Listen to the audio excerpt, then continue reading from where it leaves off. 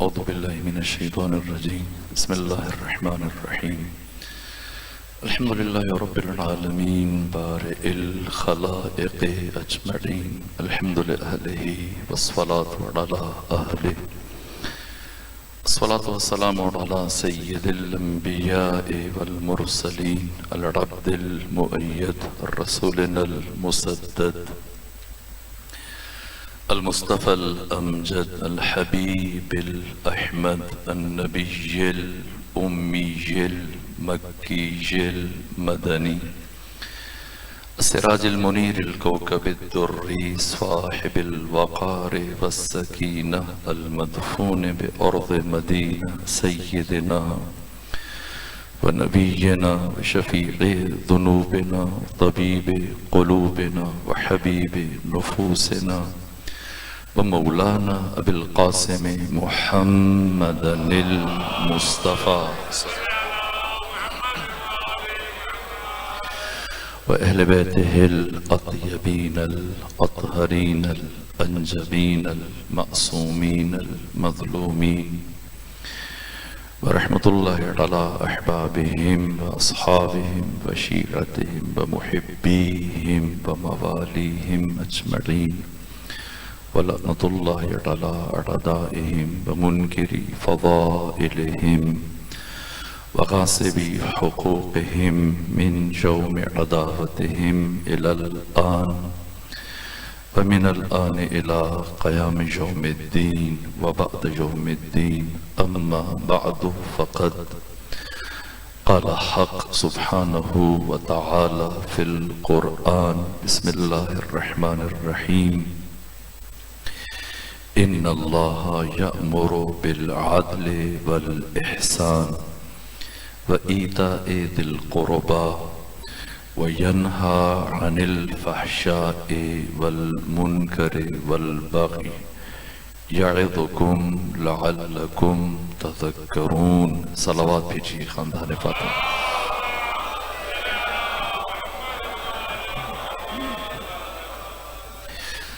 برابر آپ کی خدمت میں قرآن مجید کی یہ مشہور اور معروف آیت تلاوت کرتا رہا، لیکن چونکہ پہلے ہی دن جیسی آیت کی تلاوت کی تو ہمارے محترم میزبان نے خواہش کی کہ قدیر سے متعلق بات کی جائے، اور پھر وہ بات اپنے مسلسل جہتوں کے باعث بڑھتی چلی گئی اور میں اس آیت کا مفہوم اور معنی بھی عرض نہیں کر سکا. 100 سال تک ایک کم و بیش یعنی 99 ہجری تک 60 سال پہلے اور پھر 2.5 سال کا یہ جو وقفہ، اس کے بعد پھر دوبارہ 132 ہجری تک، یعنی 40 ہجری سے لے کر 132 ہجری تک 8 کم 100 سال. ان 100 سالوں 92 سالوں میں سے آپ 2.5 سال مزید نکال دیں، 90 سال مسلسل امیر شام سے لے کر بنو امیہ کے آخری خلیفہ مروان حمار تک جو 132 ہجری میں قتل ہوا. ان 90 سالوں میں 3 بر اعظموں کے اندر مسلسل ہفتے میں 1 دن جمعہ کو، جب جمعہ بدھ کے دن پڑھا جائے تب بھی، یا جمعے کے دن پڑھا جائے تب بھی، لیکن ایک کام ان 90 سالوں میں جو باقاعدگی سے انجام دیا جاتا تھا.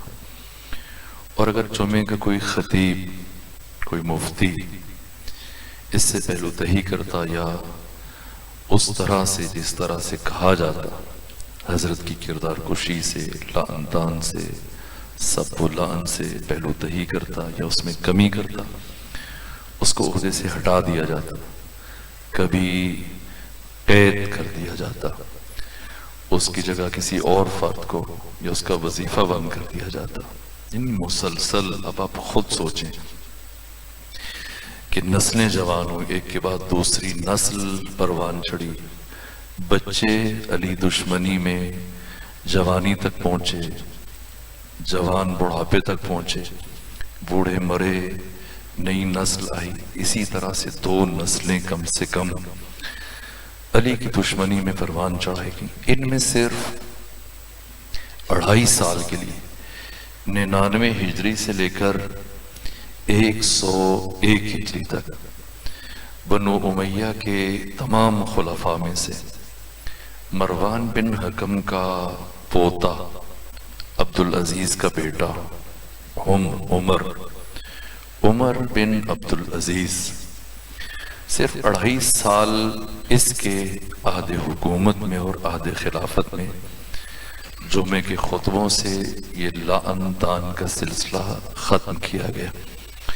اس سے پہلے مسلسل یعنی 40 ہجری سے لے کر 99 تک مسلسل جاری رہا، پھر 101 ہجری کے اختتام سے لے کر 132 ہجری تک ہر جمعے کو جو بھی نماز کے لیے جاتا ہے، ظاہر ہے اس زمانے میں یہ رواج نہیں تھا کہ کچھ چلے جائیں کچھ چھوڑ دیں، نہ، تمام مسلمان جمعے میں شرکت کرتے تھے، اور ہر جمعے میں ایک حصہ دوسرے خطبے کا وہ مولے متقیان، آپ کے خاندان بنو ہاشم، آپ کے پدر بزرگوار، آپ کے بیٹوں کی، امام حسن امام حسین کی شخصیت کی نفی میں، دشمنی میں، لعن طعن میں، گالم گلوچ میں گزرتا تھا۔ اور عمر ابن عبدالعزیز جب برسر اقتدار آیا تو اس نے یہ لعن ختم کروائی اور پابندی عائد کی۔ تفصیلات میں گریز کر لوں، صرف اس آیت سے متعلق جسے میں نے سرنامہ کلام قرار دیا، اور باقی دنوں میں اس سے متعلق مزید عرض کروں گا، آج 2 جملے عرض کروں۔ تو جس دوسرے خطبے کے جس حصے میں خطیب مولے متقیان پر، امام حسن پر، امام حسین پر لعن طعن کرتا تھا، کردار کشی کرتا تھا، وہ حصہ ختم کرنے کے بعد اس کی جگہ قرآن مجید کی یہ آیت حکم دیا کہ اس مقام پر جہاں پر آپ ختمی مرتبت کے اہل بیت مولے متقیان امام حسن امام حسین پر لعن طعن کی جاتی، اس جگہ یہ آیت پڑھی جائے۔ اب آپ اس آیت کی اہمیت کو درک کریں، سمجھیں، جسے میں نے سرنامہ کلام قرار دیا، اور خواہش یہی رہی کہ اس سے متعلق 10 دن گفتگو ہو، لیکن مسئلہ غدیر کی اہمیت کے مد نظر محترم میزبان کی خواہش کے احترام میں اسی زاویے سے گفتگو کرتا چلا گیا، اگرچہ بات ادھوری رہ گئی، بلکہ ممکن ہے شاید 1 سے 2 باتیں میں آج بھی اس حوالے سے عرض کروں۔ یہ اس کی اہمیت ہے، اور عمر ابن عبدالعزیز نے امام محمد باقر علیہ السلام کے مشورے سے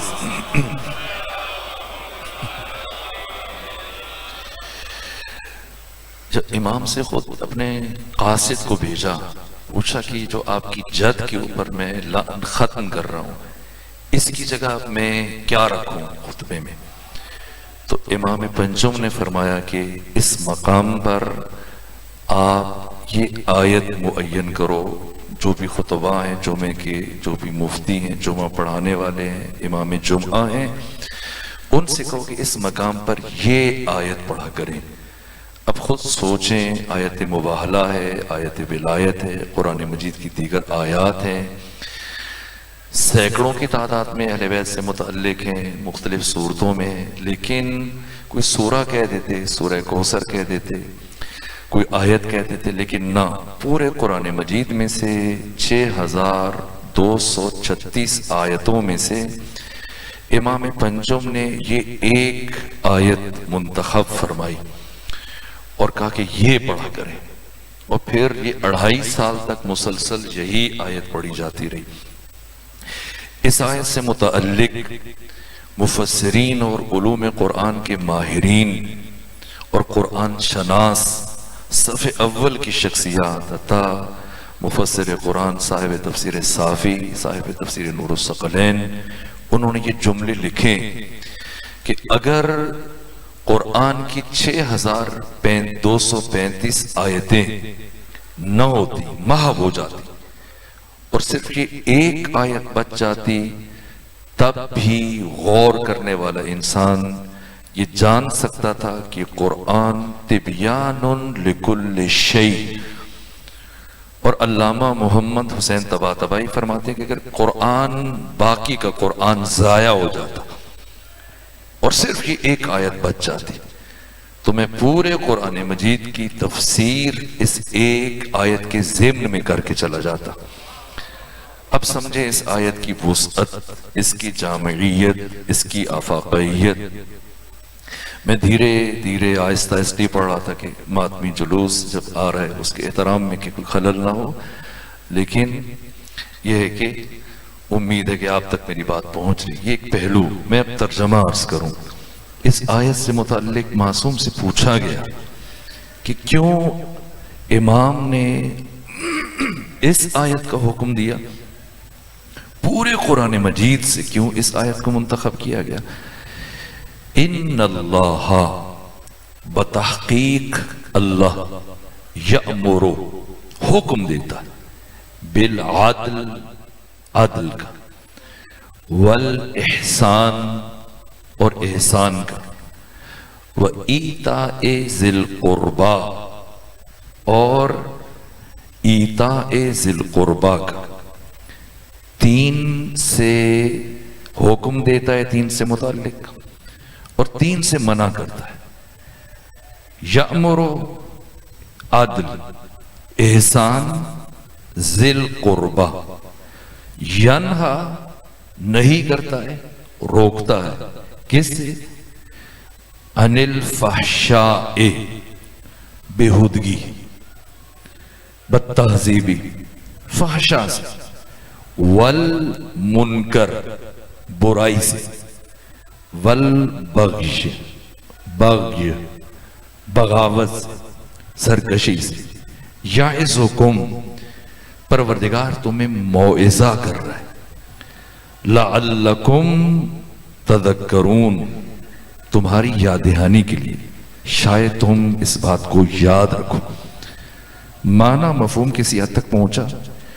آج کی حد تک صرف اشارہ کروں کہ کیوں حضرت پر سب کو، لعن کو ختم کرنے کے بعد معصوم نے حکم دیا کہ اس کی جگہ یہ آیت پڑھو۔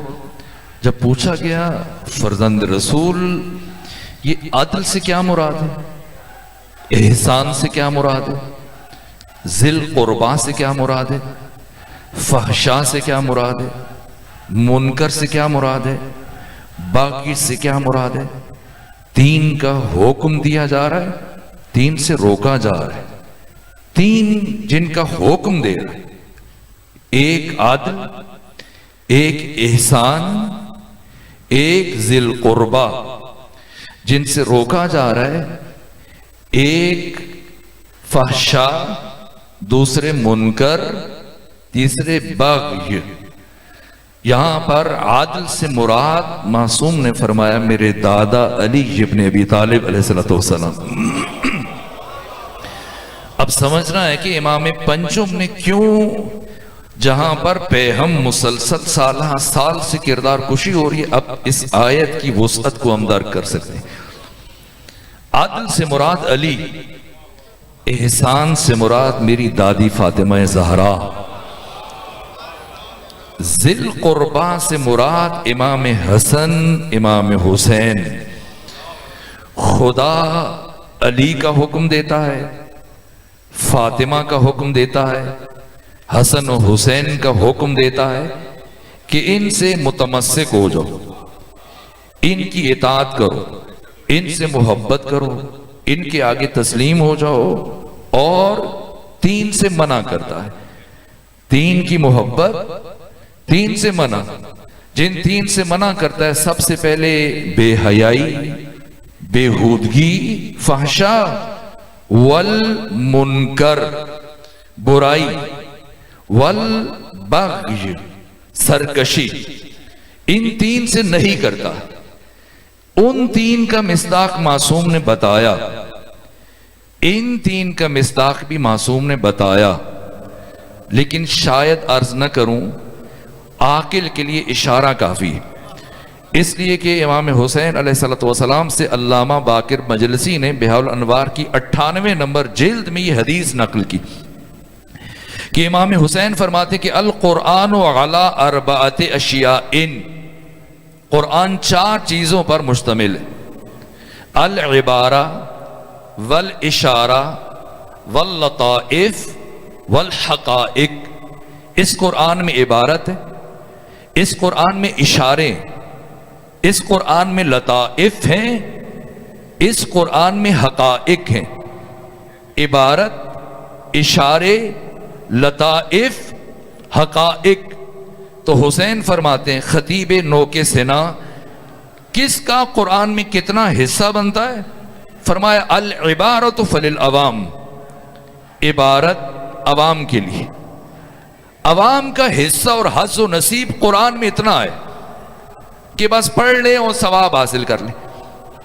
قرآن کے لفظوں کو دہرائیں، تکرار کریں، پڑھیں، ثواب مل جائے گا، اس سے آگے نہیں۔ یہ عوام۔ والاشارۃ فللخواص، اور قرآن کے اشارے خواص کے لیے، جو قرآن کے اشاروں کو سمجھتے۔ واللطائف فللاولیاء، قرآن کے لطائف اولیاء کے لیے۔ والحقائق فللانبیاء، قرآن کے حقائق اور حقیقتیں یہ انبیاء خدا کے لیے۔ تو چونکہ خواص بیٹھے ہیں اس لیے اشارہ کافی ہے۔ اگر عدل سے مراد علی، احسان سے مراد فاطمہ، ایتاء ذی القربیٰ سے مراد حسن و حسین ہے، تو پھر فحشاء، منکر اور بغض سے مراد وہ ہیں جو ان تینوں کے مقابلے میں آ جائیں گے۔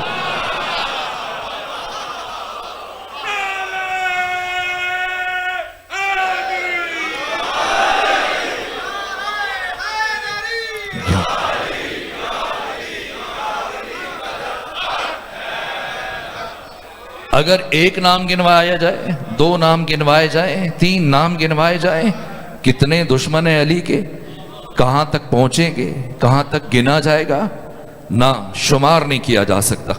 اس لیے مفہوم کافی ہے، اور مفہوم خود بخود منطبق ہو جائے گا۔ نام ہیں، روایت میں ذکر ہے، لیکن کچھ چیزیں ایسی ہیں کہ جو روایت کی حد تک ختمی مرتبت نے بھی جناب حذیفہ کو نہیں بتایا تھا۔ جنگ تبوک سے واپسی پر جن 12 منافقین نے اصحاب میں چھپے ہوئے، جو منافق تھے، جنہوں نے حضرت کے قتل کی سازش کی تھی، اب آج میں اس سے متعلق عرض نہیں کروں گا، لیکن یہ اہم پہلو ہے غدیر فہمی میں، غدیر شناسی میں۔ رک کر ایک جملہ میں، چونکہ آج ملکی سطح پر جو خبریں آ رہی ہیں وہ تھوڑی سی اس نوعیت کی ہیں کہ کچھ فیصلے ہو رہے ہیں، کچھ نئی باتیں ہو رہی ہیں، کچھ نئے کام ہو رہے ہیں، تو میرے ذہن میں بھی ایک بات آ رہی تھی کہ جلد جب بدیر کچھ چیزیں بالآخر روشن ہو جاتی ہیں۔ تو جس علی کو فارم 45 کے تناظر میں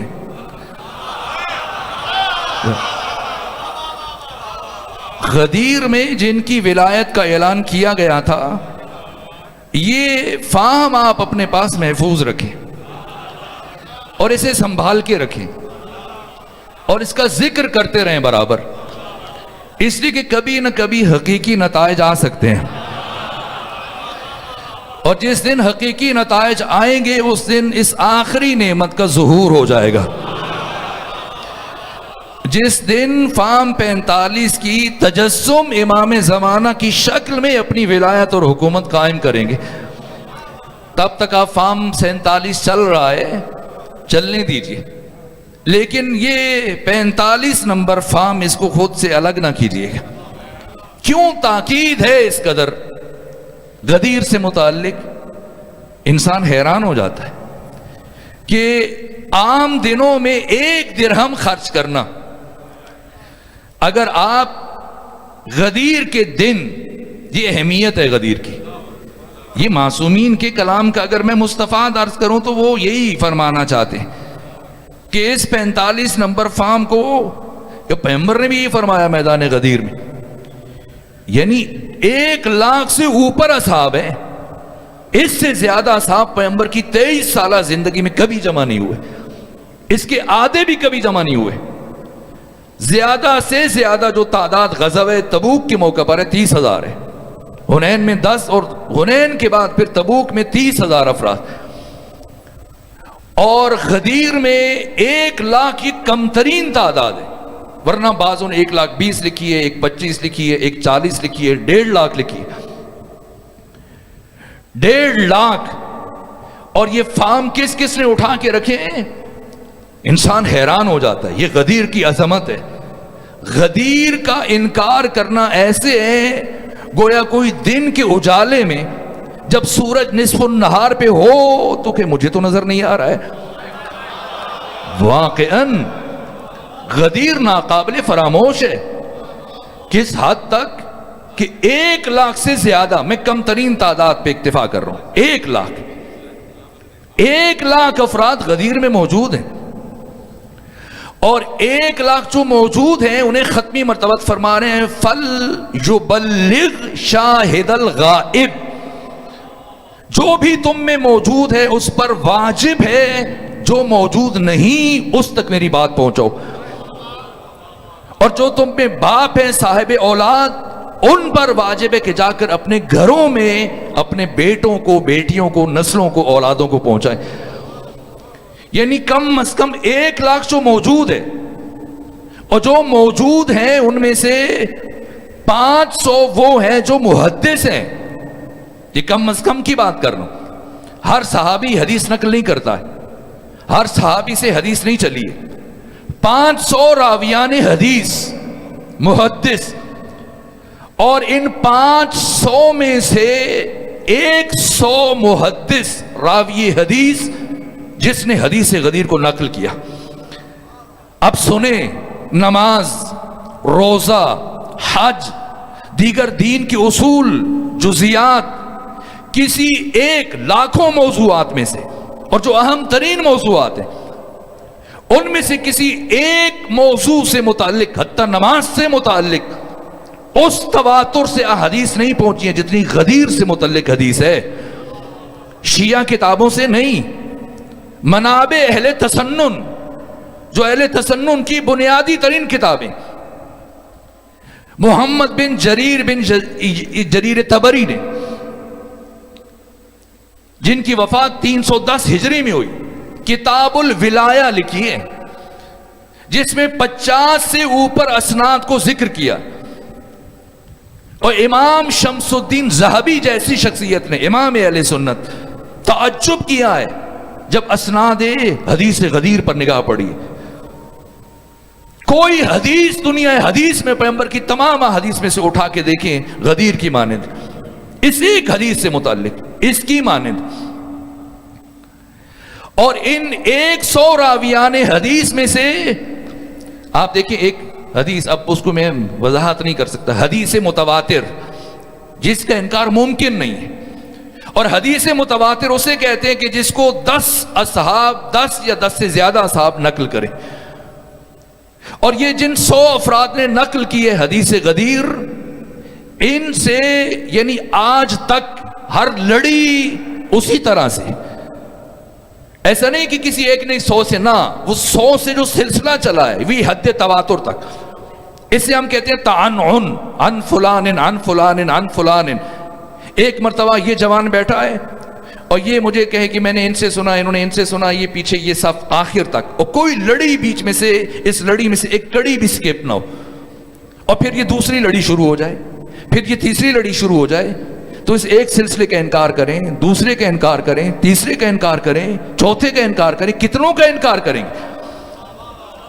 میں علماء تشیع کی بات نہیں کر رہا، شیعہ محدثین کی بات نہیں کر رہا، اہل سنت کے وہ محدثین کے جو دنیا اہل تسنن میں ستون کی حیثیت رکھتے ہیں۔ یہ 100 سے زیادہ روات اور محدثین کے سلسلے ہیں، یہ حد تواتر تک کہ امام شمس الدین ذہبی کہتے ہیں مجھے تعجب ہے کہ میں نے اس درجہ کوئی حدیث متواتر نہیں دیکھی، یہاں تک کہ امام حاکم نیشاپوری نے مستدرک علی صحیحین میں حدیث غدیر کا تواتر بیان کیا، اور امام احمد ابن حنبل نے اپنی مسند میں 5 مرتبہ غدیر کا ذکر کیا ہے۔ یہ چھوٹی باتیں نہیں ہیں. اگر کوئی اہل حدیث موجود ہو تو وہ اس جملے کی وزن کو سمجھے گا کہ میں کیا عرض کر رہا ہوں. ابو الفدا ابن کثیر نے اس کے تواتر کو تسلیم کیا ہے.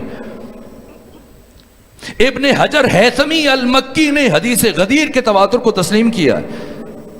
ابن حجر اسقلانی نے تسلیم کیا. یہاں تک کہ عصر حاضر کے عظیم محدث جن کا تعلق مصر سے امام ناصر الدین البانی سلسلۃ حدیث صحیحہ میں حدیث تواتر کے حدیث غدیر کے تواتر کو قبول کیا ہے. یہ فارم 45 صرف آپ کے علماء نے سنبھال کے نہیں رکھے ہوئے،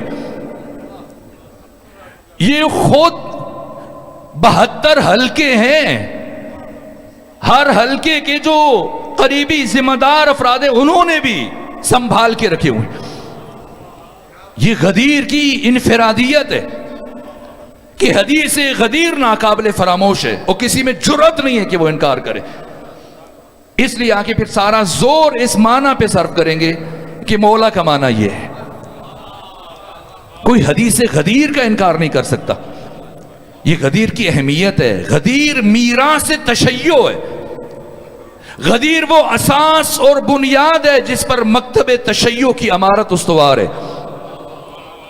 اس لیے اس دن کی اہمیت کو سمجھیے اور ہرگز غدیر کے دن کو علی ابن ابی طالب کی ولایت کے اعلان تک منحصر قرار نہ دے. یہ ظلم ہوگا. خود اعلان غدیر کے ساتھ ظلم ہوگا.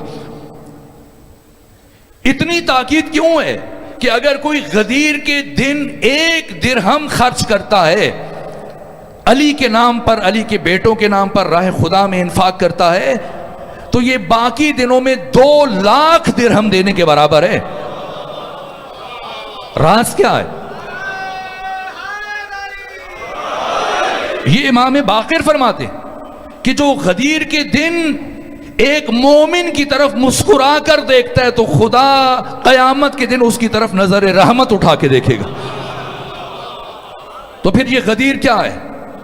ایک جناب ابو ہریرہ کی حدیث ہے اور عجیب حدیث ہے کہ علماء اہل تشیع میں سے بھی کسی شیعہ محدث نے اس طرح سے بیان نہیں کیا. شیخ مفید ہوں، ابو جعفر یعقوب کلینی ہوں، شیخ توسی ہوں، علامہ ہلی ہوں، یہاں تک کہ علامہ امینی، جنہوں نے بھی حدیث غدیر کو نقل کیا ہے. کسی نے ایک بات ذکر کر دی، کسی نے دوسری بات، کسی نے تیسری بات، کسی نے چوتھی بات. یہ غدیر کی عظمت ہے.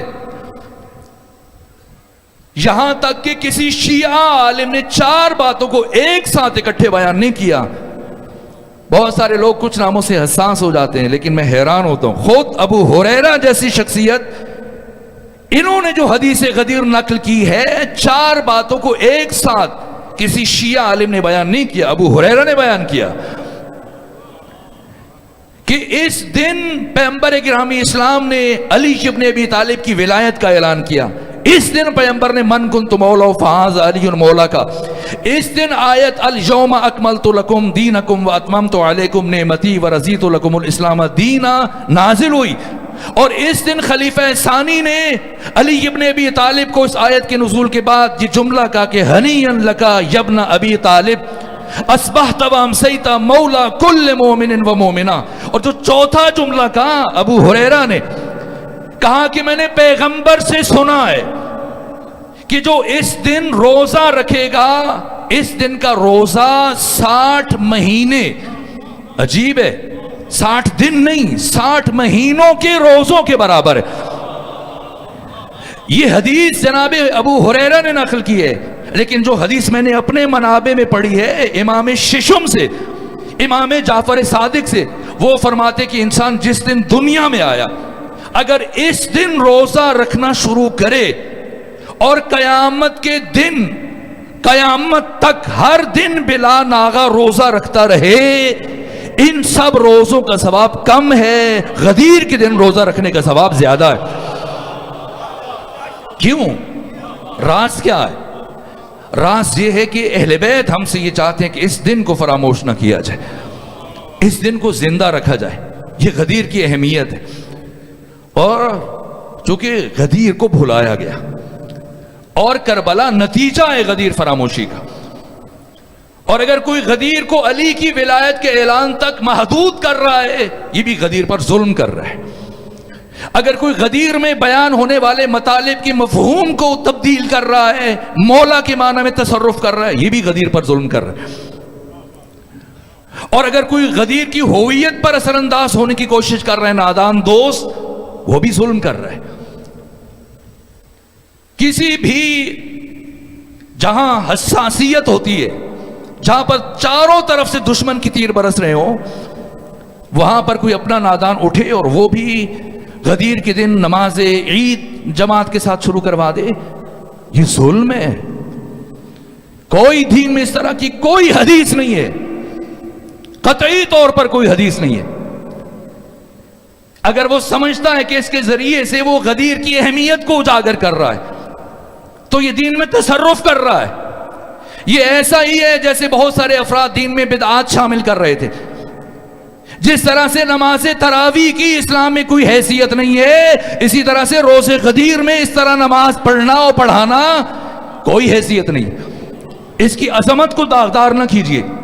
غدیر افق بشریت پر وہ روشن ستارہ ہے، یا وہ معرفت کا سورج ہے جو پوری آب و تاب سے چمکا رہا ہے، چمک رہا ہے۔ اس کی آب و تاب کو متاثر نہ ہونے دیجیے، کسی کو غدیر کے معنی کو نہ بدلنے دیجیے۔ اس دن کو یوں منائیے کہ خود آپ دنیا کے لیے نمونہ بن جائے۔ عید الفطر اپنے بچے کو کپڑے نہیں لے کے دے سکتے، کوئی بات نہیں، بتائیں بجلی کا بل بہت آ گیا، آٹا مہنگا ہو گیا، مہنگائی زیادہ ہے، حالات اچھے نہیں ہیں، صبر کریں بعد میں لے دوں گا۔ عید الضحیٰ پہ آپ اپنے بچے کو اگر کپڑے نہیں لے کے دے سکتے، کوئی بات نہیں، اس کو راضی کر لیں، مطمئن کر دیں، عیدی دے دیں، یہ رکھ لیں، پھر لے لیں گے۔ لیکن اگر عید غدیر آپ کو کسی سے قرض لینا پڑے تب بھی یہ ائمہ نے تعلیم دیا ہے، اس دن کو زندہ رکھنا ہے، یہ اس دن کی اہمیت ہے۔ میں نے کہا اس دن کیا ہے، 1 درہم اس دن کا باقی دنوں کے 2 لاکھ درہم کے برابر ہے۔ جو متمول ہیں، ثروت مند افراد ہیں، وہ مومنین جو دوسروں کی کمک کر سکتے ہیں، انہیں پروردگار نے کچھ دیا ہے۔ سال کے باقی دن اگر کسی کو کچھ نہ دے الگ ہے، غدیر کے دن جتنی مومنین کی خدمت کر سکتے ہیں کریں، جتنوں کو کھانا کھلا سکتے ہیں کھلائیں۔ اس دن ایک مومن کو کھانا کھلانا 1,24,000 نبیوں کو کھانا کھانے کے برابر ہے۔ یہ معصوم نے بیان کیا ہے۔ یہ غدیر کی عظمت ہے، یہ غدیر کی آفاقیت ہے، یہ غدیر کی اہمیت ہے۔ غدیر فراموشی اور کسی بھی زاویے میں اگر کوئی نادان دوست اس طرح کی خرافات داخل کرے گا، یہ غدیر کو داغدار کرنے کے مترادف ہے۔ غدیر کی اہمیت کو سمجھنا ہے۔ کبھی کبھی دشمن اس انداز سے بھی داخل ہوتا ہے۔ امام علی نقی علیہ السلام سے جب کرامات کا ظہور ہوتا تھا، ایک عمل ہے، اگر نبی سے سرزد ہو تو اس کی 2 صورتیں، اگر دعوے نبوت شامل ہے خارق العادہ عمل کے ساتھ تو یہ معجزہ کہلائے گا، اور اگر یہ اعلان نبوت یا دعوے نبوت سے پہلے وہی خارق العادہ عمل دکھائے، یعنی پیغمبر اگر سورج کو پلٹا دیں یا چاند کے 2 ٹکڑے کر دیں، اگر کوئی آپ سے معجزہ مانگے، کوئی تحدی کرے، کوئی آپ کو چیلنج دے کہ آپ نبی ہیں تو دکھائیں، اگر اس کی بات کے جواب میں ختمی مرتبہ کوئی خارق العادہ عمل دکھائیں گے تو یہ معجزہ کہلاتا ہے۔ اور اگر کسی نے نہیں کہا اور ایسا عمل آپ سے سرزد ہوا، کسی نے آپ سے نبوت کا ثبوت نہیں مانگا، یہی عمل ارہاس کہلائے گا، سواد سے۔ اور اگر یہی کام کسی امام سے سرزد ہو نبی کے بجائے تو یہ کرامت کہلائے گا، جنس ایک ہے۔ اسی سورج کو اگر نبی پلٹائیں دعوی نبوت کے ساتھ تو یہ معجزہ، اور اگر دعوی نبوت کے بغیر ارہاس۔ اسی کام کو امام حسن، امام حسین جب مولا علی انجام دے، یہ کرامت ہے۔ تو آئمہ سے کرامات کا ظہور ہوتا رہا زندگی بھر، اور امام علی نقی سے جبکہ متوکل کے دربار میں آپ کے علم میں جس طرح سے آپ نے اس تصویر کے شیر کو جب زندہ کیا، وہ سامنے آیا اور جادوگر کو کھا لیا، تو اب متوکل آپ کی امامت کا مقابلہ نہیں کر سکتا تھا۔ تو اس نے متوکل نے اپنے گماشتے معین کیے اور ان کی تنخواہ معین کی، وظیفہ معین کیا کہ تم یہ کہنا شروع کر دو کہ علی نقی خدا ہے تو تمہارا یہ وظیفہ ہے. تو جب یہ باتیں عام ہونا شروع ہوئیں، کیا سمجھتے ہیں؟ ترقی دے رہا ہے، خدا کہہ رہا ہے. یہ خدا کہہ کر کس لیے کہلوایا جا رہا ہے؟ تاکہ امام کی امامت کا انکار کیا جا سکے. یہ علماء نے حدیث نقل کی اپنی کتابوں میں امام علی نقی سے، معتبر حدیث ہے. امام نے فرمایا اگر کوئی مجھے خدا کہے زمین سے پتھر اٹھاؤ اس کے سر پہ مارو، میں اس کی جنت کی ضمانت دیتا ہوں. نہ اگر کوئی اہل بیت کو، ائمہ کو خدا کہہ رہا ہے، وہ دین کی خدمت نہیں کر رہا ہے، وہ امامت کی تخریب کر رہا ہے، وہ مکتب اہل بیت کو، مکتب تشیع کو نقصان پہنچا رہا ہے. ان میں سے کوئی خدا نہیں ہے. محمد سے لے کر محمد تک یہ 14 کے 14 حق تعالی کی الوہیت کے مظہر ہیں، اللہ کے علم کے مظہر ہیں. یہ مائکروفون ہے، یہ لاؤڈ سپیکر ہے، میں یہاں بول رہا ہوں.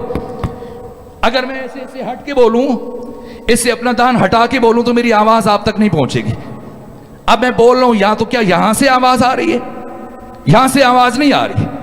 وہ جو آپ کے سروں پر مختلف سائیڈوں پہ رکھے گئے ہیں یہ ذرائع، یہاں سے آواز آ رہی ہے. یہ سپیکر جو ہے، تو یہ سپیکر یہاں اس آواز سے، یہاں سے جو آواز جاری ہو رہی ہے اس کے مظہر ہے. کسے پتہ چلے کہ خدا کتنا کریم ہے، کسے پتہ چلے کہ خدا کتنا رحیم ہے، خدا کا علم کیا ہے، اللہ کی قدرت کیا ہے، اللہ کی قوت کیا ہے. اللہ کی صفات کے اظہار کا نام محمد و آل محمد ہے.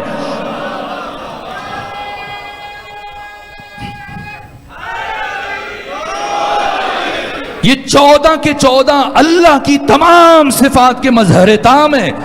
علم خدا ان سے ظاہر ہے، قدرت خدا ان سے ظاہر ہے، کرم خدا ان سے ظاہر ہو رہا ہے. خدا کو کس نے دیکھا ہے؟ خدا کی صفات اس کائنات میں اگر ظاہر ہوئیں تو ان 14 کے ذریعے سے ظاہر ہوئیں. محمد ہے، علی ہے، فاطمہ ہے، حسن ہے، حسین ہے، امام صادق ہے، امام زمانہ ہے. اور انہوں نے بھی کبھی اپنی سمت متوجہ نہیں ہونے دیا کسی بشر کو. یہ ان کا کمال ہے، یہ ان کا امتیاز ہے، یہ ترہ امتیاز ہے. کچھ سوچ سکتا ہے؟ ایک دروازے دیکھیں، یہ دروازہ جو شاہ یوسف گردیز کے امام بارگاہ کا ہے، یہ دروازہ شاید مجھ سے نہ اٹھایا جائے، آپ شاید اٹھا لیں، لیکن 2 کو جوڑ دیں تو آپ بھی نہیں اٹھا سکیں گے.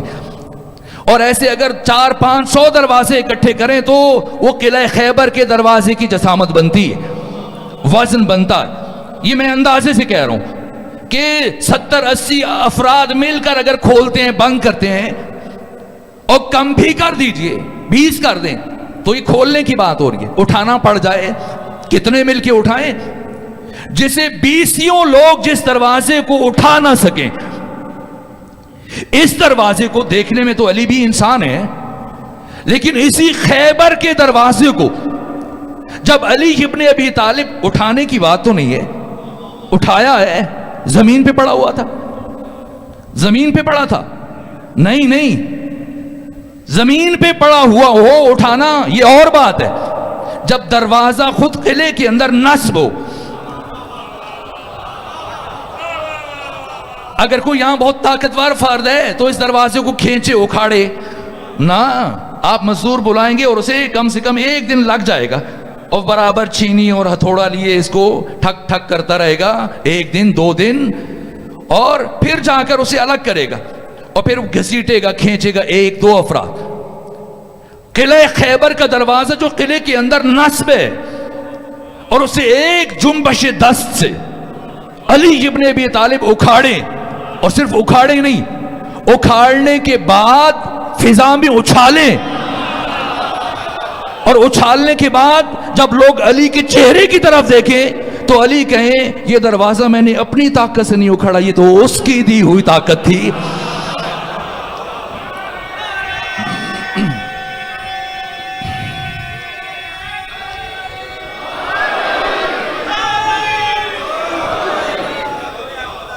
یہ علی کا کمال ہے. یہ غدیر کا تحفظ ضروری ہے. غدیر کو اس کی ارزش کے ساتھ، اس کے تقدس کے ساتھ، اس کی گہرائیوں کے ساتھ اسی انداز سے اپنی نسلوں تک منتقل کرنا. اس دن کو منایا جائے، اور پورے سال کے تمام ایام میں سے شایع نشان طریقے سے منایا جائے، اور اس میں کوئی تحریف نہ ہو۔ تشیع کے پاس اگر سرمایہ ہے تو دو چیزیں، ایک غدیر ہے، ایک عاشورہ ہے۔ ہم نے غدیر کی بھی حفاظت کرنی ہے، عاشورہ کی بھی حفاظت کرنی ہے، اس لیے کہ ہماری نسلوں کی بقا اور سعادت ان دو سے جڑی ہوئی ہے۔ اور تاریخ اسلامی کا کوئی ایک واقعہ نہ غدیر کے ہم پلہ ہو سکتا ہے، نہ عاشورہ کے ہم پلہ ہو سکتا ہے۔ یہ دو واقعات ہیں کہ جو برابری کی منزل پر ہیں، اور ان دونوں کی حفاظت کرنی ہے، اس لیے کہ یہ روح دین ہے، یہ میراث تشیع ہے، یہ اساس تشیع ہے، یہ تشیع کی بنیاد ہے، ایک غدیر ایک عاشورہ۔ جس طرح سے غدیر فراموشی کے لیے مسلسل ہیلے بہانے کیے جاتے رہے اور آئندہ دنوں میں نہیں معلوم کیا ہوگا، اسی طرح سے عاشورہ پر کس کس نے ہاتھ صرف کیے، یہاں تک کہ بعضوں نے تو سمجھداری کی۔ ابن تیمیہ اور ابن حزم ظاہری نے سرے سے کہا کہ ایسا تو کوئی واقعہ ہوا ہی نہیں تھا۔ جیسے اکوڑا خٹک سے ایک رسالہ نکلتا ہے، ایک دینی مرکز ہے جہاں 4-5 ہزار طالب علم رہتے ہیں، ایک بڑا مدرسہ ہے الحق کے نام سے، اور اس کے ایک اداریے میں یہ لکھا ہوا ہے کہ دنیا میں غدیر نامی جگہ وجود ہی نہیں رکھتی۔ انہوں نے صحیح مسلم کھوڑ کی بھی دینی ادارہ ہے، 5000 طالب علم ہے، اور کبھی صحیح مسلم کو کھول کر دیکھنے کی توفیق نہیں ہو، انکار کیا جا رہا ہے۔ دوسری طرف عاشورہ کا انکار ممکن نہیں ہے، لیکن اس کو اب جہت بڑے بڑے نام، یہاں تک کہ غوث العظم شاہ عبد القادر جیلانی اپنی کتاب، میں اس زاویے سے گفتگو نہیں کرنا چاہ رہا تھا لیکن بات چل پڑی تو 2 جملے عرض کروں۔ شاہ عبد القادر جیلانی جنہیں ہمارے ہاں پیران پیر کہا جاتا ہے، اور ہزاروں کرامات کے ادھر سے یہ کر دیا ادھر سے وہ کر دیا۔ ایک بچہ آیا، وہ بیٹھا ہوا شاگرد ہے، وہ ماں لے کے آئی پڑھانے کے لیے، تو وہ دال کھا رہا ہے، خود مرغ کھا رہے ہیں، تو اس بچے کی ماں نے کہا کہ خود تو مرغ کھائے جا رہے ہیں اور ایسے دال کھلا رہے ہیں، تو ان ہڈیوں کے اوپر ہاتھ پھیرا تو وہ پھر مرغ زندہ ہو گیا، اور جب زندہ ہو گیا تو کہا جب یہ اس قابل ہو جائے گا تو اسے بھی مرغ کھلائیں گے۔ اور کتنی باتیں کہ وہاں بیٹھ کے کس طرح سے بحری بیڑے کو نجات دی جا رہی ہے، اور کس طرح یہ شاہ عبد القادر جیلانی جو تصوف کے امام مانے جاتے، اپنی 2 کتابوں میں، غنیت الطالبین میں اور نفحات الازہار میں، کہا کہ یہ عاشور کا دن، 10 محرم کا دن، یہ تو سوگ کا دن نہیں ہے، یہ تو غم کا دن نہیں ہے، اس دن تو عید منانی چاہیے، اس دن تو خوشی منانی چاہیے، اس دن قبرستان جانا چاہیے، اپنے مردوں کو اصال ثواب کرنا چاہیے، نئے کپڑے پہننے چاہیے، خوشبو لگانے چاہیے، کھانا کھلانا چاہیے، اچھے کھانے بنانے چاہیے۔ یہ تو عاشق اور معشوق کے وصال کا دن ہے، اس دن تو حسین شہادت عظمیٰ کے درجہ رفیع پر فائز ہو رہا ہے، یہ تو غم کا دن نہیں۔ اور اگر غم کا دن ہے تو اس سے بڑا غم کا دن سوموار کا دن ہے، جب پیغمبر اسلام کی رحلت ہوئی اور پیغمبر کے پہلے خلیفہ کی رحلت ہوئی، تو اس دن پھر مسلمانوں کو سوگ منانا چاہیے کہ ان دونوں کا شرف تو حسین سے بھی زیادہ ہے۔ اور پھر اس کے بعد آپ دیکھ لیجئے، یہاں تک کہ فتوحات مکیہ کو دیکھ لیں، اور جو دوسری کتابیں ہیں، کیمیاء سعادت امام غزالی کی احیاء علوم الدین میں کس طرح سے کہا کہ پہلی بات تو یہ ہے کہ یزید نے امام حسین کو قتل نہیں کیا، قاتل کوئی اور ہے، اور دوسری بات ہے جس نے قتل کیا ہے ممکن ہے اس نے توبہ کر لی ہو، اور تیسری بات یہ ہے کہ بجائے سے کہ اس پر لعن طعن کیا جائے تو اس کے بجائے تلاوت قرآن کی جائے اور کوئی استغفار طلب کی جائے۔ مجھے ایک خطیب کا جملہ یاد آتا ہے، مرحوم ہو گئے، پنجابی زبان پڑھتے تھے، کہا کہ اگر آپ اس پر لعنت بھیجیں گے تو خدا ناراض ہو جائے گا، تو انہوں نے کہا کہ تعجب ہے کہ وہ اللہ جو اتنا کریم ہے، کہا کہ اس نے کہا ممکن ہے اللہ نے یزید کو معاف کر دیا تو اس پر لعنت نہیں بھیجنی چاہیے، منع کر رہے ہیں کہ آپ لعنت بھیج کے گنہگار ہوں گے، یزید پر لعنت نہ کریں، ممکن ہے خدا نے اسے معاف کر دیا اور آپ لعنت بھیج کے گنہگار ہو جائیں اور جہنم میں چلے جائیں۔ تو انہوں نے کیا خوبصورت جواب دیا، کہ وہ اللہ جو اتنا کریم ہے اور غفور اور رحیم ہے کہ وہ یزید جیسے قاتل کو معاف کر سکتا ہے، تو کیا وہ ہماری 2 لعنتوں کو معاف نہیں کرے گا؟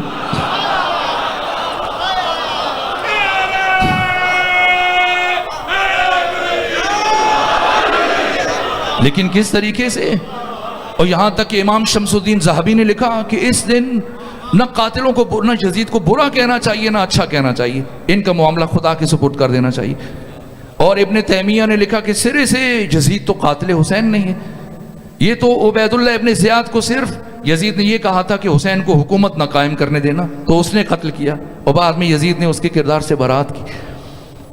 کبھی تقدس کے عنوان سے، کبھی تصوف کے عنوان سے، کبھی پرہیزگاری کے عنوان سے ایک طرف غدیر دشمنی ہو رہی ہے، دوسری طرف عاشورہ دشمنی ہو رہی ہے۔ یہ پہلو اہم تھا، اس لیے میں متوجہ کروں۔ تو یہ ہماری ذمہ داری ہے کہ غدیر کو بھی اسی حیثیت سے محفوظ رکھیں اور اپنی نسلوں کو منتقل کریں کہ ہماری اہم ترین ذمہ داری، اور کربلا کو بھی، عاشورہ کو بھی اسی انداز سے اپنے بچوں میں، اپنے نسلوں میں منتقل کریں۔ اور جہاں فضیلت ہے، من بکا او اب کا او تبا کا وجبت لہ الجنہ، جو روئے رلائے، دوسروں کے رونے کا اہتمام کرے، مجلس عزا برپا کرے، اس پر جنت واجب ہے۔ جہاں یہ اہمیت ہے وہاں معصومین نے تاکید کی ہے کہ کسی غلط بات کو معصوم سے منسوب کرنا، یہ بات اہم ہے۔ طالب علم ہوں اس لیے یہ جسارت کر رہا ہوں آپ کی خدمت میں، اور دوبارہ شاید اس جیسے اہل معرفت اور اہل عرفان میں حاضر ہونے کا موقع نہ ملے، تو جاتے جاتے یہ چند جملے عرض کرنا ضروری سمجھتا ہوں، اپنی ذمہ داری اور فرض سمجھتا ہوں۔ میں کبھی کبھی سنتا ہوں، اسی ملتان میں ہم دوست ہیں، سب مجھے عزیز ہیں، خدا سب کو اپنی حفظ و پناہ میں رکھے، پڑھنے والوں کی حفاظت فرمائے، سننے والوں کی۔ لیکن ایک سب پڑھ رہے تھے، رونا جہاں رونا عبادت ہے کہ مچھر کے پر کے برابر بھی یہ حسین ہے کہ دنیا کی حقیر ترین چیزوں کی قیمت اتنی بڑھا دی ہے کہ ایک اشک اور آنسو کی قیمت جنت قرار دے دی گئی جب حسین سے منسوب ہو جائے۔ لیکن یہ آنسو حقیقت پر جاری ہونا چاہیے، اس لیے کہ مقصد جتنا پاک ہے وسیلہ بھی اتنا ہی پاک ہونا چاہیے۔ اگر کوئی غلط بات سنا رہا ہے، وہ گنہگار ہے، وہ خیانت کر رہا ہے، وہ عاشورہ سے خیانت کر رہا ہے، وہ حسین سے دشمنی کر رہا ہے۔ کوئی نامناسب بات، کوئی ناشائستہ لفظ آقا سے منسوب کرنا۔ میں نے اسی ملتان میں پڑھنے والے تھے، وہ پڑھ رہے تھے، مجھے ہوا تعجب ہوا، کہا کہ ثانی زہرا نے جب جناب سکینہ کا انتقال ہوا ہے شام میں، تو غسالہ کو بلایا جو شہر میں غسل دیتی تھی۔ ایسی بات نہیں ہے، حسین کی بیٹی ہے، آپ کو غسالہ غسل دے گی؟ یہ روایت قطعی طور پہ من گھڑت ہے۔ اور اب میں شاید یہی عرض کر دوں، تو بلایا تو کا غسل دو، پوچھا کیا لوگی؟ ایسی کوئی بات نہیں، کیا قیمت لوگی، کیا اجرت لوگی؟ تو اس نے کہا میں دو چیزیں لیتی ہوں، ایک وہ جو جسے غسل دیتی ہوں اس کے کپڑے میں رکھ لیتی ہوں، اور جو اس کا زیور ہوتا ہے میں رکھ لیتی ہوں، تو یہ میری اجرت ہے۔ تو دین میں غسل کی اجرت لینا حرام ہے، اور ہم کس سے منسوب کر رہے ہیں؟ وہ بی بی کہ عبید اللہ ابن زیاد کے دربار میں ثانی زہرا نے جب پوچھا عبید اللہ ابن زیاد نے کہ آپ نے کربلا میں اپنے خدا کو کیسا پایا، جواب دیا ما رأیت الا جمیلا۔ اتنا بڑا جملہ تھا جس کے بعد امام وقت امام علی زین العابدین سید سجاد نے فرمایا ان عمتی زینب عالمۃ غیر معلمہ، میری پھوپھی زینب عالم ہے غیر معلمہ ہے، پوری کائنات میں سوائے خدا کے اس بی بی کا استاد نہیں۔ ثانی زہرا عالم ہے غیر معلمہ ہے، شاگرد خدا کی ساتھ ایسی نسبت دینا کہ وہ ایک حرام کام کے لیے اجرت دیں۔ اجرت، غسل کی اجرت لینا دینا دونوں حرام ہے شریعت میں، اور ہم کیسی نسبت دے رہے ہیں؟ تو مقصد رلانا نہیں ہے، یہ سمجھنا ہے کہ ہم کیا کہہ رہے ہیں۔ وہ پچھلے دنوں میں ایک عزیز پڑھ رہے تھے کہ امام علی ابن موسیٰ رضا عیسیٰ جلودی سے اس کی داڑھی کو ہاتھ لگا کہہ رہے ہیں کہ میرے گھر اندر نہ جاؤ۔ کوئی بات نہیں ہے، عیسیٰ جلودی کیا ضرورت تھی؟ اسے مامون الرشید نے امام کو دعوت دینے کے لیے بلایا تھا، ولی عہد مملکت بلانے کے لیے۔ یہ پڑھنے والے کی ذمہ داری ہے، سننے والوں کی ذمہ داری ہے۔ بس میرے عزیزوں میں ختم کر رہا ہوں، اب بات اس مرحلے پہ پہنچی ہے تو شہید مطہری کا ایک جملہ عرض کروں۔ وہ فرماتے ہیں کہ سید الشہداء کی شہادت تین طرح سے ہوئی، ایک شخص حسین کی شہادت، دوسرے شخصیت حسین کی، تیسرے ہدف حسین کی، مقصد حسین کی. شخص حسین کا قاتل کون ہے؟ شمر ابن ذی الجوشن. شخصیت حسین کا قاتل کون ہے؟ متوکل جیسے لوگ جو کردار کشی کرتے تھے. اور ہدف حسین کا قاتل کون ہے؟ جو حسین کے مقصد میں تحریف کرے، تغیر لے کے آئے، تبدیلی لے کے آئے، جہت سے ہٹا دے. یہ کس کے ذریعے سے ہوتا ہے؟ اہل منبر کے ذریعے سے. اب بتائیے گا ان تین شہادتوں میں سے سب سے بڑی شہادت کون سی ہے؟ یہ شہید مطہری نے کہا کہ روز عاشور ان قربانیوں کے بعد شہادت عظمیٰ سے پہلے روح حسین اس اوج پر، اس عروج پر، اس معراج پر، اس رفعت و بلندی پر فائز ہو چکی تھی کہ حق تعالی نے تمام ملائکہ کو، انبیاء کی روحوں کو بلایا تھا یہ دکھانے کے لیے. لیکن اس وقت ما سوی اللہ جو بھی کربلا میں حاضر تھا، روح حسین ابن علی سب سے بلند تھی، سب سے بلند. لیکن ایک چیز اس لمحے بھی خود حسین سے بلند تھی، اور وہ مقصد کیا تھا؟ وہ کون سی چیز تھی؟ وہ عظیم مقصد تھا جس کے لیے حسین خود کو قربان کرنے کے لیے جا رہے تھے. تو اب بتائیں حسین کی کون سی شہادت سب سے زیادہ سخت ہے؟ شخص حسین کی، شخصیت حسین کی، یا وہ مقصد جس کے لیے حسین سکینہ جیسی بیٹی کو تماچے کھانے کے لیے لے کے گئے؟ اب سمجھنا ہے، اپنی ذمہ داریوں کو سمجھنا ہے. کوئی لفظ ایسا زبان سے نہ ادا کیا جائے کہ یہ معیار امامت میں کمی آ جائے، معیار توحید میں کمی آ جائے، معیار ولایت میں کمی آ جائے. بہت سوچ کر، بہت تول کر. میں تو کچھ اور عرض کرنا چاہ رہا تھا، لیکن اب بات جب حسین کی بیٹی سے متعلق آئی ہے تو آج جی چاہتا ہے کہ ایک جملہ ان سے متعلق کہوں. وقت تو ختم ہوا، لیکن ایک روایت، جب میں نے غسل سے متعلق بات کی تو میں پھر وہی روایت پڑھ دیتا ہوں. مشکل مرحلہ ہے یہ. علماء مقتل میں گفتگو ہوئی ہے، بحث ہوئی ہے کہ کربلا میں سب سے زیادہ مصیبت کس پر آئی. تو علماء مقاتل نے لکھا ہے کہ جو پہلے شہید ہوا اس کی مصیبت کم ہے، جو بعد میں شہید ہوا اس کی مصیبت زیادہ، اور جو آخر میں شہید ہوا اس کی مصیبت پچھلے سب سے زیادہ ہے. پھر یہ جملہ کا سارے شہیدوں کی مصیبت ایک طرف اور ایک ایک قیدی کی مصیبت ایک طرف. اور پھر یہ جملہ کہا گیا سارے قیدیوں کی مصیبت ایک طرف، حسین کی چھوٹی بیٹی سکینہ کی مصیبت ایک طرف. کوئی شمار نہیں کر سکتا، کوئی حساب نہیں کر سکتا حسین کی بیٹی کے یہ چند مہینے کربلا سے لے کر شام تک ایک ایک مرحلہ کیسے گزرا. یہ روایت میں نے دوسرے مقام پر بھی پڑھی ہے، لیکن چونکہ موضوع سے ہم آہنگ ہے اس لیے رک کر یہ عرض کروں کتنا مشکل سفر تھا. ساری بیویوں کا سفر ایک طرف، جو سفر جناب سکینہ نے کیا 11 محرم کو جب یہ کاروان چلنے لگا تو شمر ابن ذی الجوشن، عمر بن حجاج زبیدی، شبس بن ربعی، یہ لوگ آگے بڑھے، محمد بن اشعث سب آئے اور کہا کہ ہم بیویوں کو سوار کریں گے، بچوں کو سوار کریں گے. ثانیہ زہرا نے انگشت سبابہ کا اشارہ کیا کہ سب پیچھے ہٹ جاؤ، ہم مخدرات عصمت و طہارت ہیں، کوئی ہمارے قریب نہ آئے، ہم خود سوار ہوں گے، خود سوار ہوں گے.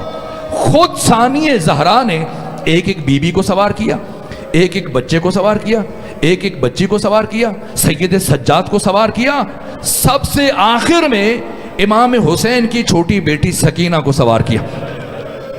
اور سوار کرنے کے بعد اب آگے بڑھی، ارادہ کیا کہ خود بھی جناب سکینہ کے ساتھ سوار ہو جائیں.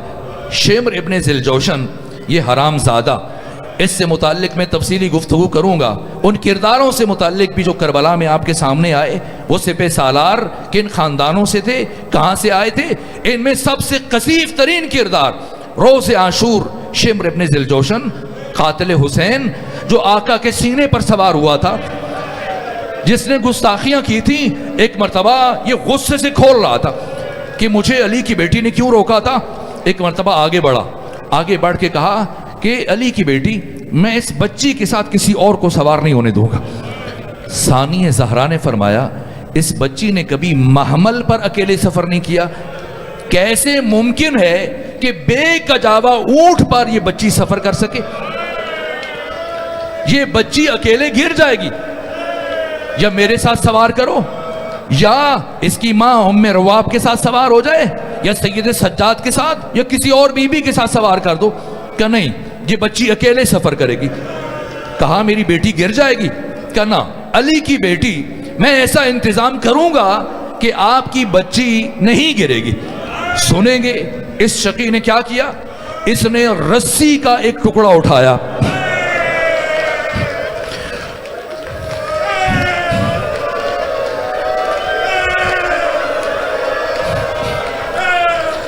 اجازت دیں کہ روایت مکمل کروں۔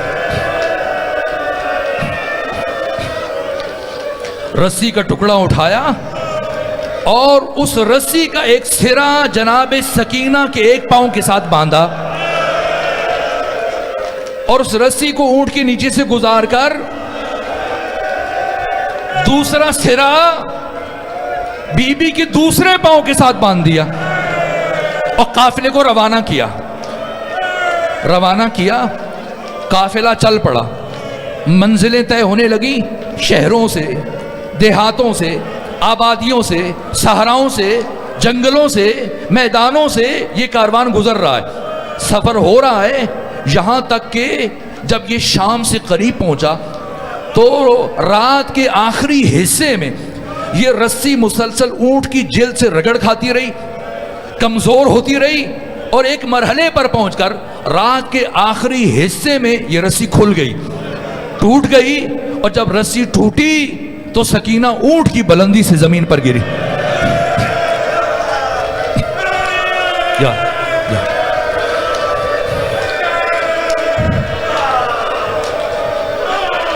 آج رکو، اس مومن کو تحمل کریں، برداشت کریں تو میں روایت مکمل کروں۔ یہاں تک کہ جناب سکینہ اونٹ کی بلندی سے زمین پر گری، کسی کو پتہ نہ چلا، اندھیرا تھا، تاریکی تھی، رات کا وقت تھا، کسی کو پتہ نہ چلا کہ بچی اونٹ سے گر چکی ہے۔ اس کے باوجود اونٹ رک گیا، قافلہ رک گیا، اور جب قافلہ رکا تو شمر ابن ذیلجوشن اپنے سپاہیوں کے پاس آیا، غصے سے آیا اور کہا کہ میں نے تمہیں منع کیا تھا کہ جب تک میں نہ کہوں قافلہ نہ روکنا، پھر کیوں میری اجازت کے بغیر رکے؟ تو یہ شمر کے سپاہیوں نے کہا اے شمر کیا کریں، وہ نیزہ جس پر سر حسین سوار ہے وہ نیزہ زمین میں گڑ گیا، زمین میں گڑ گیا، اور اٹھانے کے باوجود ہم سے اٹھ نہیں رہا۔ شمر ہے، قاتل حسین ہے، لیکن جانتا ہے کہ سر حسین کیسے آگے بڑھے گا۔ یہ نہیں کہا کہ اگر ایک نہیں اٹھا رہے ہو تو 2 اٹھاؤ، 3 اٹھاؤ، 4 مل کے اٹھاؤ، نہ، اس نے تازیانہ اٹھایا اور چلتا ہوا سید سجاد کے پاس آیا، اور کچھ کہے بنا سید سجاد کی پشت پر اس نے تازیانے مارنا شروع کی۔ ان مومن کو روکی، ان مومن کو روکی۔ اجرکم علی اللہ۔ فاطمہ زہرا راضی، اجازت دیں کہ روایت مکمل کروں۔ یہاں تک کہ امام کی پشت پر اس نے تازیانے مارنے شروع کیے، اور اتنا خون بہا کہ زمین پر امام کا خون گرنے لگا، اور اب شمر چلایا کہ سید سجاد اپنے بابا حسین سے کہو یہاں سے آگے بڑھے۔ ایک مرتبہ امام سجاد نے سر اٹھایا اور اپنے بابا کے کٹے ہوئے سر کی طرف دیکھا، اور دیکھنے کے بعد کہا بابا یہاں رکنے کا سبب بتا دیں، یہاں رکنے کی وجہ بتا دیجئے۔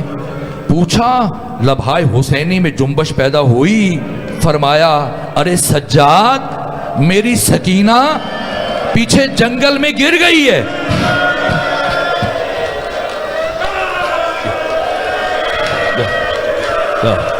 جا میں نہیں پڑھ پاؤں، مدد کریں، اس جوان کو روکیں، تحمل کریں تو روایت مکمل کروں۔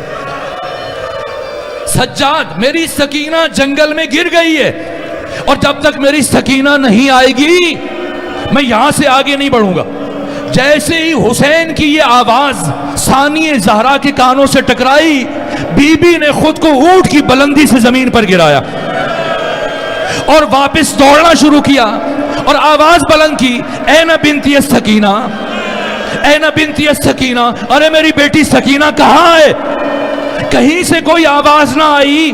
बीबी ने ढूंढना शुरू किया तो क्या देखा कि एक झाड़ी की पुष्ट में एक मुअज्जमा बीबी बैठी है, जिस बीबी के चेहरे पर नकाब है, और सकीना इस बीबी की गोद में सर रखकर सो रही है।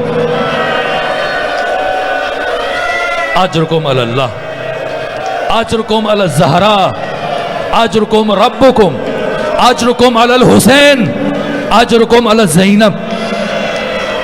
एक मर्तबा सानिए ज़हरा ने पूछा, अरे जब सारी दुनिया हमारी दुश्मन बन चुकी है, आप कौन है जो इस बच्ची से इतनी मोहब्बत कर रही है? ये बच्ची तो करबला से लेकर सारे रास्ते में एक लम्हे के लिए नहीं सोई, आपकी गोद में कैसे सो गई? एक मर्तबा उस बीबी ने अपने चेहरे से नकाब हटाया, फरमाया, अरे ज़ैनब पहचानो, अगर मेरी गोद में आराम नहीं करेगी,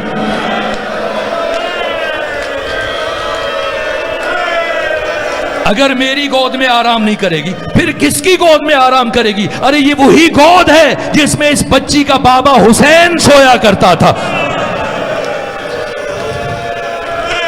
एक मर्तबा सानिए ज़हरा ने जनाबे सकीना को उठाया और आई, और जब वापस पहुंची ऊंट के पास तो शिम्र इब्ने ज़िलजोशन से कहा मैंने तुमसे कहा था मेरी बच्ची गिर जाएगी, लेकिन तुमने मेरी बात को अहमियत ना दी, अब मैं इस बच्ची को अकेले नहीं बैठने दूंगी। शिम्र ने कहा, ना, अली की बेटी, ये मुमकिन नहीं है, ये बच्ची किसी के साथ सफर नहीं कर सकती। बीबी ने फरमाया, ये बच्ची दोबारा गिर जाएगी। शिम्र ने कहा, ना, अली की बेटी, आपकी दफा ऐसा इंतजाम करूंगा, ये बच्ची शाम से पहले ऊंट से नीचे नहीं आएगी। क्या किया?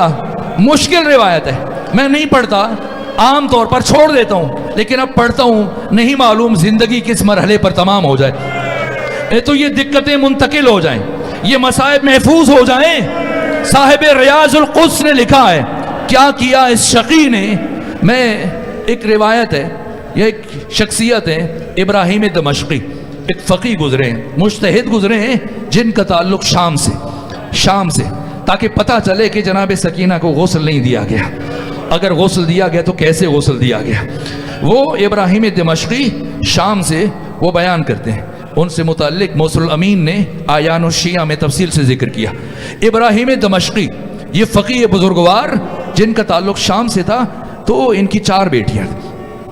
ये शाम में इनकी एक बेटी ने आलम ख्वाब में देखा जनाब सकीना को। बीबी ने फरमाया कि अपने बाबा से, इब्राहिम से कहो कि बारिशों की वजह से मेरी कब्र में पानी जा रहा है, तो बाबा से कहें मेरी कब्र की मरम्मत करा दे। ये ख्वाब सुबह में बेटी ने अपने बाप से बयान किया, तो बाप ने मना किया, रोका, कहा ये बीबी, ये बच्ची ख़ानदान अहले बैत से है, हुसैन की बेटी है, ये फातिमा ज़हरा की पोती है, इनसे मुतल्लिक ये बात किसी और से ना कहना, उनकी कब्र खोदना ये बेअदबी है, ये बारिशें हो रही हैं, ऐसे ही तुमने सुना होगा, कहीं से उनका नाम तुम्हारे जहन में ख्याल आ गया होगा, और ये ख्याल ख्वाब बन के तुम्हारे जहन में रहा और रात तुमने ये देखा, तो रोक दिया। लेकिन दूसरे दिन दूसरी बेटी के ख्वाब में आई जनाब सकीना, और यही पैगाम दिया। इब्राहिम दमश्की ने जब दूसरी बेटी की ज़ुबान से वही ख्वाब सुना, तो कहा चूंकि कल तुम्हारी बहन ये बयान कर रही थी, मुमकिन है तुमने बहन से सुना हो, तो तुम्हें ये ख्याल आ गया हो और रात तुमने ऐसा ख्वाब देखा हो। लेकिन तीसरे दिन खुद इब्राहिम दमश्की ने ये ख्वाब देखा कि जनाब सकीना ये पैगाम दे रही है कि पहले मैंने आपकी 2 बेटियों के ज़रिए से आप तक पैगाम पहुँचाया, लेकिन आपने मेरी बात को अहमियत नहीं दी। इब्राहिम, मेरी कब्र में पानी जा रहा है, मेरी कब्र की मरम्मत करवाएं। यहाँ तक कि सुबह में इब्राहिम दमश्की उठे, हालत अजीब है, अब मामा नहीं है, उसी तरह से रिदा उतारे, अपने महल्ले से कुछ मोमिनीन को साथ लिया, घर की खवातीन को लिया, बेटियों को लिया, सौजा को लिया और कुछ मोमिनात को लिया, कुछ मर्दों को लेकर जब कब्रिस्तान पहुंचे और कब्र खोदना शुरू की। मट्टी हटाते हटाते जब संघाए कब्र जाहिर हुए, ایک مرتبہ جا کہا سب مرد چلے جائیں یہاں سے، اس لیے کہ یہ نبی زادی کی قبر ہے، حسین کی بیٹی کی قبر ہے، تو اب خواتین یہ پتھر ہٹائیں گی۔ ایک مرتبہ مرد ہٹے، خواتین آئیں اور یہ قبر کے پتھر ہٹانا شروع کیے، یہاں تک کہ کچھ لمحے گزرے تھے اور ابراہیم دمشقی کی بیٹیاں، ابراہیم دمشقی کی زوجہ، باقی خواتین سروں پر پیٹتے ہوئے ابراہیم دمشقی کے پاس آئیں اور کہا جناب ابراہیم دمشقی آپ تو ہمیں بتایا کرتے تھے اس بچی کو غسل دیا گیا تھا، اس بچی کو کفن پہنایا گیا تھا، ہم نے تو آج اس بچی کو اسی خون آلود کرتے میں دیکھا، خون آلود کرتے میں دیکھا ہے، ہم نے دیکھا ہے ابھی بھی اس بچی کے رخسارے خون سے سرخ ہیں۔ جب میں نے یہ روایت پڑھی تھی تو میں سوچتا تھا کہ عاشور کے دن تو آپ کے درے نہ نوچے گئے تھے، عاشور کے دن تو آپ کی بالیاں کھینچی گئی تھی، کان زخمی ہوئے تھے، یہ رخسار کیسے زخمی ہوئے، یہ بی بی کا کرتا خون آلود کیسے ہوا؟ تو پھر منہاج الدموع اور ریاض القدس کی یہ روایت پڑھی ہے، ہمت نہیں ہوتی کہ مکمل کروں، بس ایک اشارہ دے کر منبر چھوڑ رہا ہوں، یہاں تک کہ یہ کرتا کیسے خون آلود ہوا، یہ رخسار کیسے خون آلود ہوئے۔ ایک مرتبہ ثانیہ زہرا نے کہا ارے شمر اب میں اس بچی کو اکیلے سوار نہیں ہونے دوں گی، شمر نے کہا ممکن نہیں ہے، بی بی نے فرمایا بچی گر جائے گی، کہا نا علی کی بیٹی اب کی دفعہ ایسا انتظام کروں گا آپ کی بچی شام سے پہلے نہیں گرے گی، مجھے معاف کیجیے گا۔ اس شقی نے کیا کیا، ایک مرتبہ شمر اپنے ذل جوشن نے جناب سکینہ کو اونٹ کی پشت پر لٹایا، پھر رسیوں سے کس کر باندھا، اب جو اونٹ کو دوڑانا شروع کیا